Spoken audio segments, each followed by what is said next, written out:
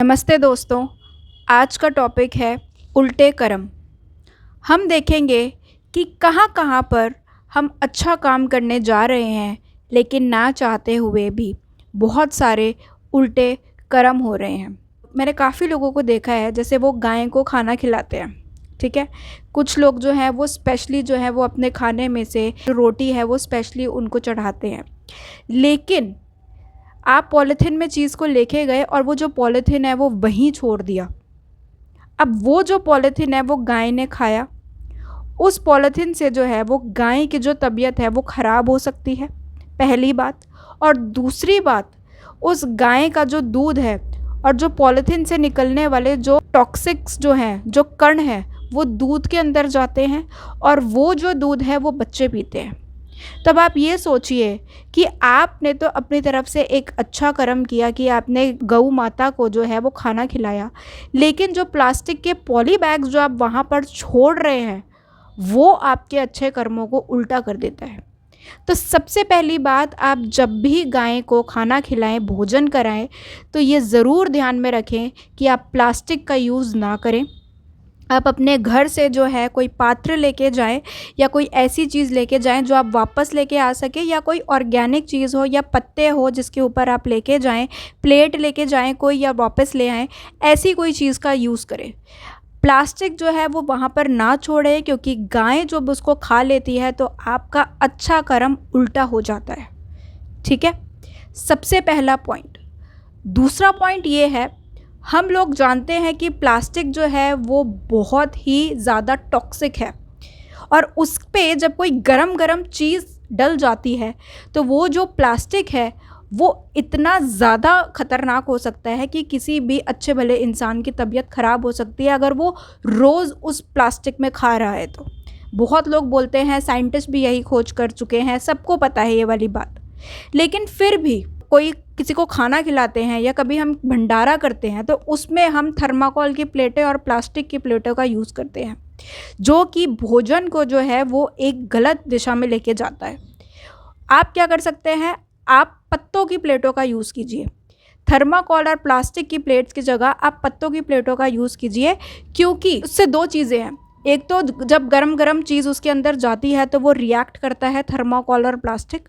और दूसरी बात यह है कि जब वो प्लेट्स ज़मीन पर या डस्टबिन में डाली जाती है, उसको डिकम्पोज होने में बहुत ज़्यादा वक्त लग जाता है, जो कि हमारे इन्वायरमेंट, नेचर, कहते हैं ना गॉड इज़ नेचर, जिन 5 तत्वों से हम बने हैं वो इस नेचर में ही है।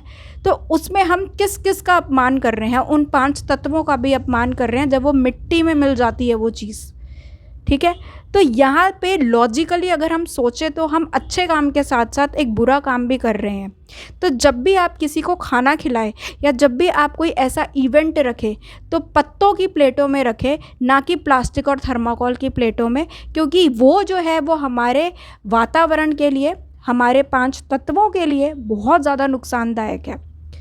भगवान ने जिन 5 तत्वों से हमें बनाया है, जल, वायु, मिट्टी, अग्नि, आकाश, ये जो 5 तत्व है इनका ध्यान भी हमें ही रखना है।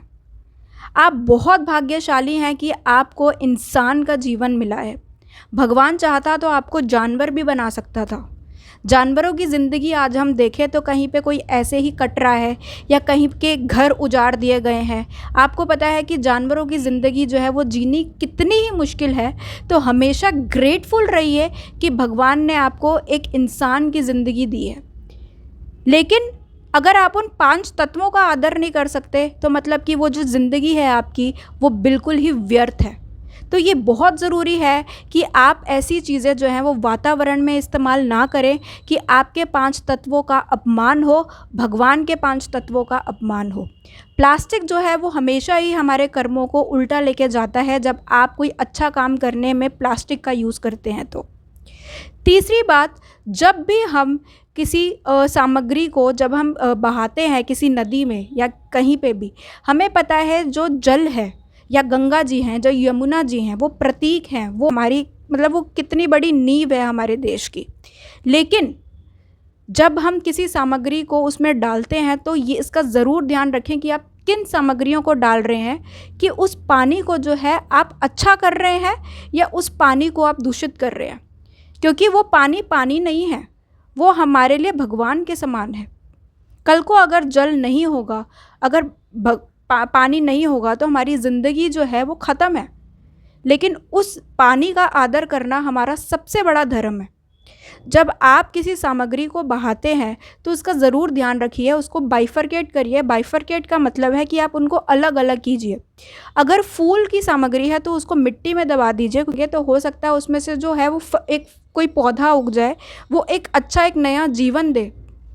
शीशे की चूड़ियाँ और ये सब पानी में ना बहाएं, क्योंकि जीव जो है पानी के अंदर जो रहते हैं वो उनको लग सकती है, उनके लिए बहुत ही ज़्यादा खतरनाक हो सकती हैं वो शीशे की चूड़ियाँ। तो ये सब बातों का बहुत ध्यान रखें। प्लास्टिक जो है वो पानी में ना बहाएं। आप जिस काम के लिए आपने वो किया है वो काम जो है वो आपका व्यर्थ हो जाएगा।